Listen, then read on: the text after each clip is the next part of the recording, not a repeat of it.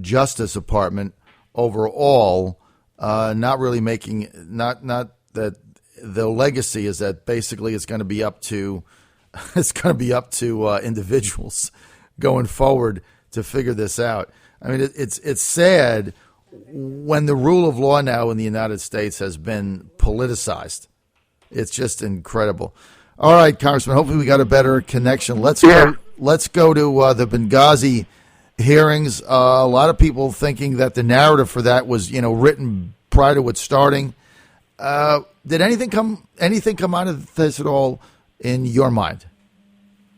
Well, absolutely. I mean, listen, I think the most important thing is that Hillary Clinton, after years of stonewalling, the Obama administration, after years of stonewalling, was finally made to appear before a congressional committee that's investigating the deaths of these 4 Americans as they served their country. And the fact is that they needed to be submitting all the information that Congress has requested, and she was finally made to appear and made to answer just very reasonable questions about what happened.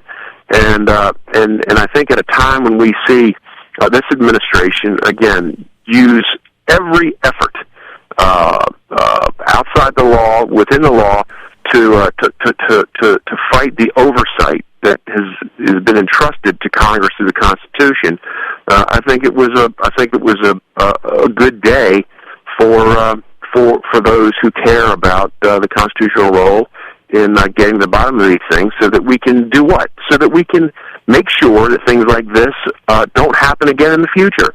And we have every right and every responsibility to make sure that gets done. Congressman, what about the fact that the Democrats on the committee spent all their time basically defending Clinton, didn't ask one legitimate question? I mean, I asked your colleague, Rob Whitman, Dr. Whitman, on Friday when I had him on. I grew up during Watergate, and remember, it was the Republicans in the minority on that investigatory panel that took President Nixon down. You had Tennessee Senator Howard Baker relentlessly asking the question, what did the president know? When did he know it? We didn't get any of that on Thursday.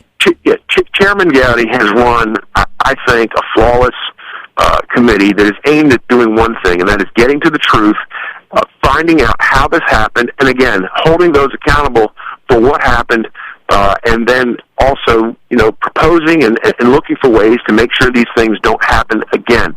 The role of our diplomats in this dangerous world is as important as it has ever been, and so that's the reason that having this sort of legitimate, process-driven investigation is important. What we saw at the panel was Democrats who were completely focused on circling the wagons around a Secretary of State who has a former Secretary of State who has done nothing but stonewall, defending an administration, done nothing but stonewall in this entire process. And so again, I commend the chairman for the way he has conducted this, and I was very disappointed to see the Democrats play politics with it, because this should concern every American, whether you're a Republican or a Democrat or something in between. The bottom line is Congress has a legitimate role here, should cooperate, and the administration should have been cooperating years ago. They're continuing to stonewall, but should have cooperated up front immediately. Absolutely, and I think that's frustrating to a lot of people. Regardless of what the outcome is, I think Americans just want you to come clean with them. And I think it was Jim Jordan who said, why didn't you just tell the truth? He said it in a different way. I think he said, come square with the American people. But look, Congressman, that's all people want. I mean, if she didn't do anything wrong, fine, but let's just get to the bottom of it. Paul Ryan, now fait accompli, we believe, is going to be the speaker. A lot of people scratching their heads over it, like me, Congressman. Maybe you can help me out. I find Paul Ryan to be John Boehner on steroids.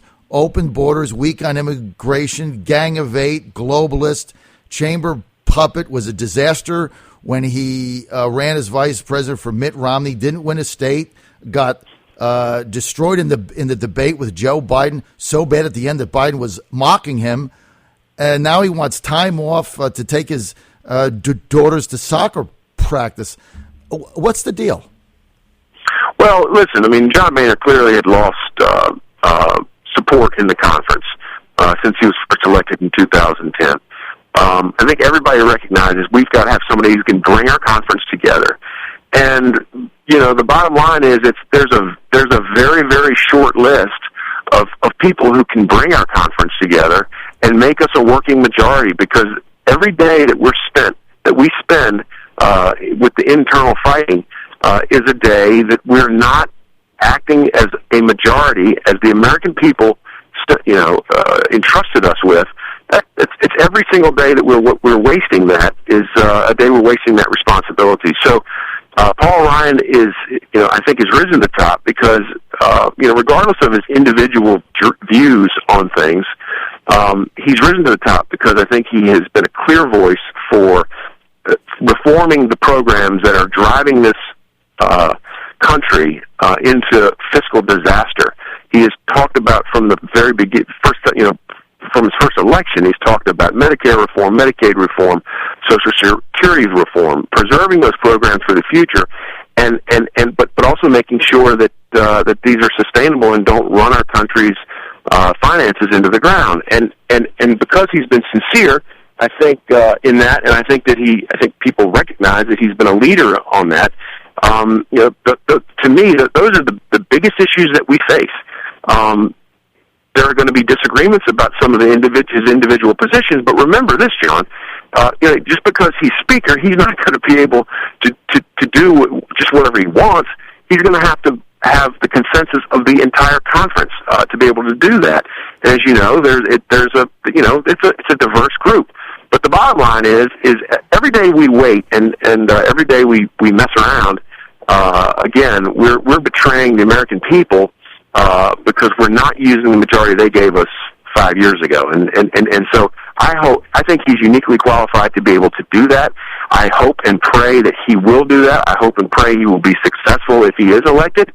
And again, we can get back to the work of restoring freedom in this country, working towards limited government, getting our finances in order, and creating opportunity for the next generation. That's what we have to focus on. When are we going to get the spending under control? Well, think about this, John, and this is something we don't talk about enough, I think, as Republicans.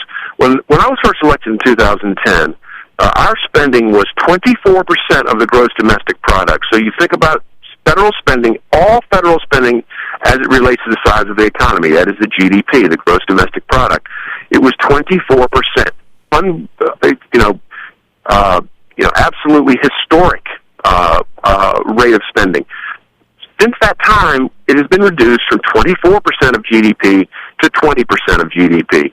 We have made progress. There are a lot of different reasons for that, but one of them is that over time we have put pressure in the most hostile environment with a president who wants to ignore Congress and do whatever he wants.